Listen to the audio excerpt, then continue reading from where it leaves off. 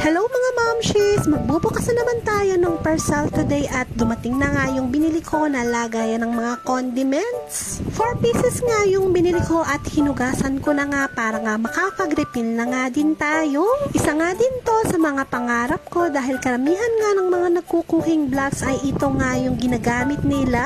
Wow! Meron din silang free labels na ibibigay sa'yo at ang gagawin mo na nga lang ay ididikit mo na lamang. Sinimulan ko na ngang lagyan ng mga laman itong mga bote at syempre yung kung ano yung lagi natin ginagamit, yun yung ilalagay natin. Kapag nagluluto nga ako ay ito nga yung madalas kong ginagamit. Toyo, mantika, suka at saka patis.